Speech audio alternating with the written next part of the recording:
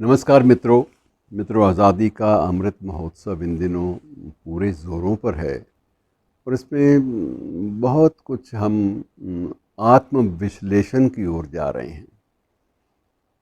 सिर्फ घटनाओं को दोहराने वाली बात या इतिहास को नए सिरे से खंगालने वाली बात नहीं है, बल्कि ये भी है कि हम लोग किन परिस्थितियों से गुज़रे और क्या हमारे स्वभाव में, हमारी प्रकृति में, हमारी सृजनशीलता में, हमारी चिंतन में कोई अंतर आया।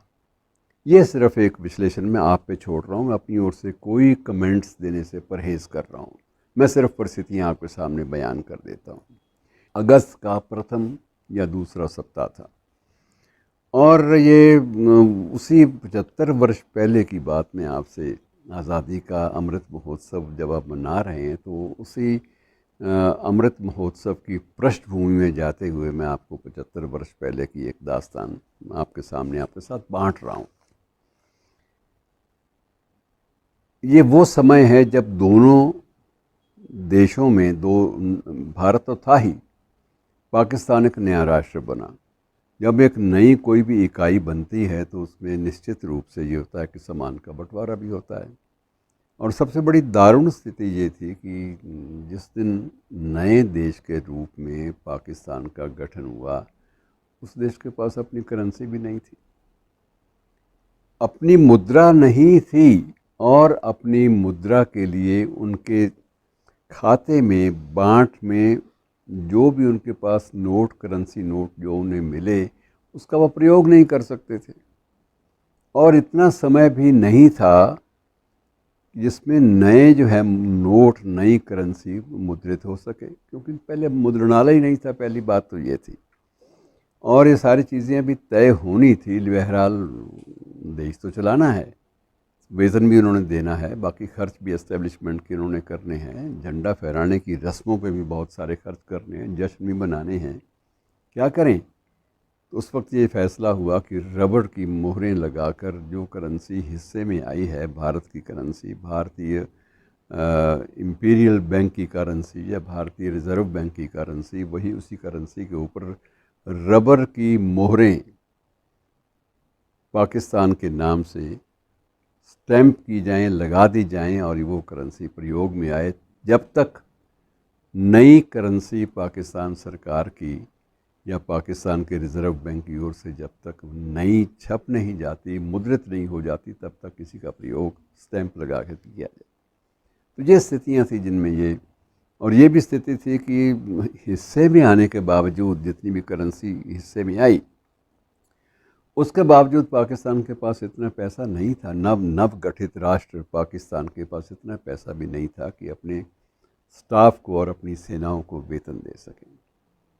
2 माह का वेतन देने के लिए पाकिस्तान को जितनी राशि चाहिए थी, उस राशि का आग्रह एक दोस्त के रूप में बहावलपुर के नवाब से जिन्ना ने किया कि यार हम क्लास फेलो रहे हैं। अब एक मनुहार की एक हद देखिए कि हम क्लास फेलो रहे हैं, हम इकट्ठे पढ़ते रहे हैं, हमने ला इकट्ठे की है, और नया अपना देश बनाए, भाई मदद करो। हमारे पास कुछ नहीं है, हमारे पल्ले कुछ नहीं पड़ा, और जो है वो मदद करो, और वो ये राशि हमें चाहिए। 2 माह का वेतन, प्रशासनिक खर्चा, ये सब कुछ हमें चाहिए, कुछ मदद करो।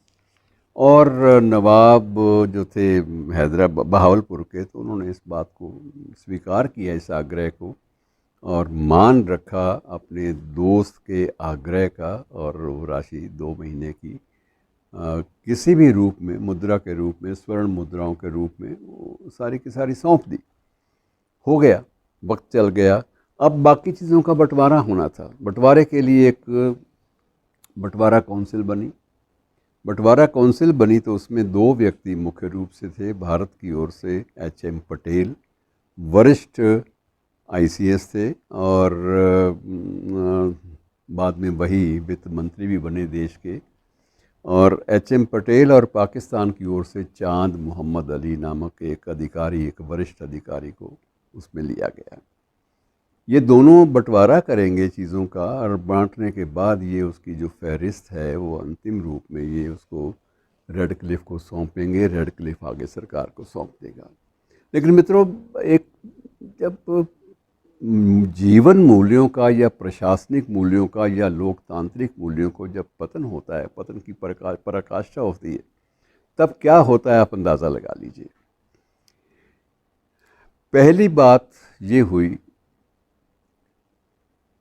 कि कांग्रेस ने भारत मांगा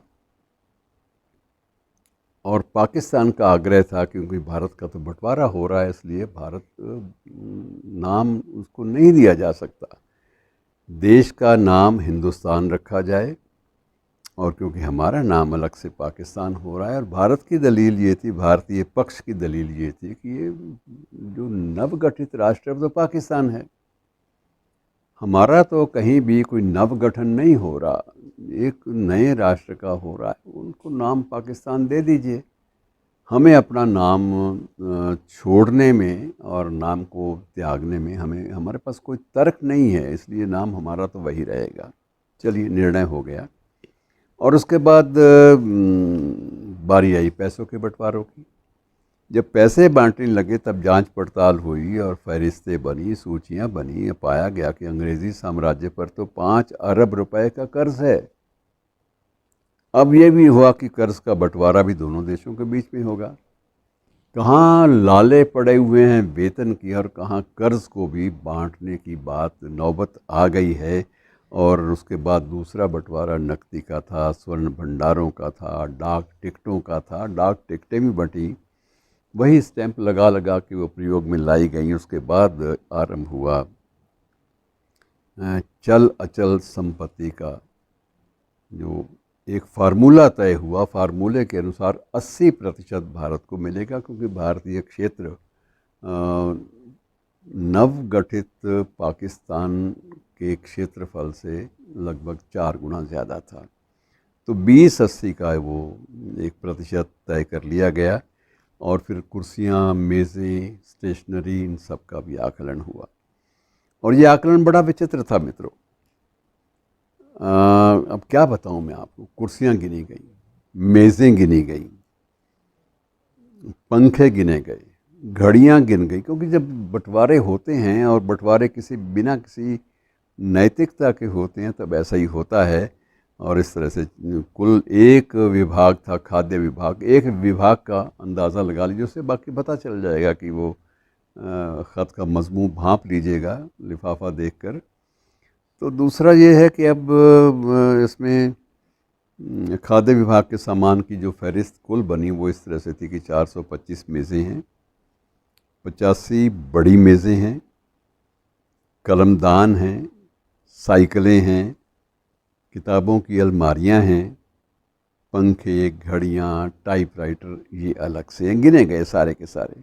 130 अलमारियां थी और कोट वगैरह टांगने के 50 खूंटी वाले स्टैंड थे, लोहे की 4 तिजोरियां, 20 टेबल लैंप थे जो अलग अलग अधिकारियों के कमरों में लगे रहते थे, 170 टाइपराइटर थे, 120 पंखे थे। मतलब इस तरह से लिस्ट एक एक चीज़ की सामान की सूची बनाई गई। उनमें 600 कलमदान भी थे, 3 मोटरें भी थी और 40 कमोड भी थे। तो कमोड तक का बंटवारा 80 और 20 के अनुपात में हुआ। आप अंदाज़ा लगा लीजिए कि किस हद तक हम लोग एक ही पृष्ठभूमि वाले होते हुए भी, एक ही कल्चर, एक ही संस्कृति वाले होते हुए भी हमने किस कदर अपनी मानवीय सीमाओं का अतिक्रमण किया। ये दोनों तरफ से हुआ। और उसके बाद जो गवर्नमेंट गेस्ट हाउसेस थे, वहाँ जो बर्तन थे, छुरियाँ थी, प्लेटें थी, वो भी गिनी गई। हर चीज़ का इस तरह से गणना होती है। और उसके बाद सबसे बड़ी बात ये हुई कि उस वक्त समुद्र में जो मारे गए थे जहाज़ी, उनकी विधवाओं को पेंशन मिलती थी। तय ये हुआ कि मुस्लिम विधवाएं जो हैं उनको तो पेंशन पाकिस्तान देगा और हिंदू विधवाओं को पेंशन भारत देगा।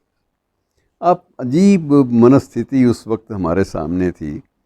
ये लागू नहीं हो पाया। इसका मानवीय आधार पर विरोध हुआ कि उनका तो सब कुछ लुट चुका है और एक ऐसे पूरे देश के लिए लुटा है, आप उनके जो वैधव्य है उसको भी बांटना चाहते हैं, तो ये तो गलत है, ये अनुचित है, मानवीय दृष्टि से अनुचित है। लेकिन बाकी चीज़ें चलती रहीं। बुलडोज़र है, फावड़े हैं, रेल इंजन है और रेल लाइनें जो थी मित्रों कुल मिलाकर थी उन दिनों में 26,421 26,421 मील, क्योंकि तब किलोमीटर नहीं थे। तो 26,421 मील जो लंबी रेल लाइनें थी, उनमें से 7,112 मील लाइनें जो हैं वो पाक के क्षेत्र में आईं और बाकी भारत को मिल रही थी, तो भारतीय क्षेत्र में ही थी, वो कहाँ उखाड़ के ले जाते। तो इसी प्रकार से रेल के इंजन हैं, डिब्बे हैं, कंपार्टमेंट्स हैं, सब कुछ बराबर के उसी रेशो में बांट दिया गया। झगड़ा सबसे ज़्यादा एनसाइक्लोपीडिया पर हुआ। अब एनसाइक्लोपीडिया की दिक्कत ये थी कि एनसाइक्लोपीडिया ब्रिटानिका को बीच में काट के बांटना था और का चारा था, कोई नहीं था।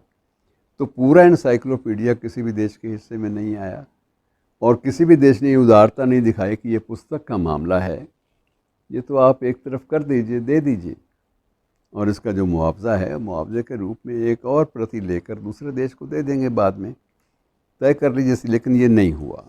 जब चीज़ों का बंटवारा होता है तब ये सारी चीज़ें होती हैं। सबसे शर्मनाक बात ये थी कि कुछ एक उग्रपंथी लोगों ने ये दावा भी कर दिया कि ताजमहल जो है वो पाकिस्तान को दिया जाए। ना सीमाएं मिलती हैं ना कुछ और उसको लेकर ये खंड खंड इसको टुकड़ों में करके इसको टुकड़े जो हैं इसके पाकिस्तान को दे दिए जाएं और बाकी जो नीचे वाली ज़मीन है वो भारत में रही जाएगी। तो मतलब अजीब सी शर्मसार कर देने वाली बातें सामने आईं और सेना बटी, पुलिस बटी, तंबू बटे, कन्नातें बटी, वायसराय की सुनहरी जो अपनी गाड़ी थी, सफ़ेद गाड़ी, वो भारत को मिली। वो भी ऐसे नहीं बंटवारा हुआ। बंटवारा इस तरह से हुआ कि जब दोनों में विवाद, दोनों अड़ गए कि ये तो हमें चाहिए, तब ये है कि तब वो सिक्का उछाल कर उसका फ़ैसला हुआ और ये संयोगवश सिक्का जो है भारत के पक्ष में गिरा और भारत को मिल गई। लेकिन एक एक चीज़ को जिस तरह से शर्मनाक तरीके से बांटा गया मित्रों, वो बड़ी अजीब और विचित्र थी। उस वक्त शायद कुछ संवेदनशील अदीबों को बीच में शामिल कर लिया जाता, साहित्यकारों को बीच में शामिल कर लिया जाता, तो ये नौबत इतनी संवेदनहीन ना होती। धन्यवाद।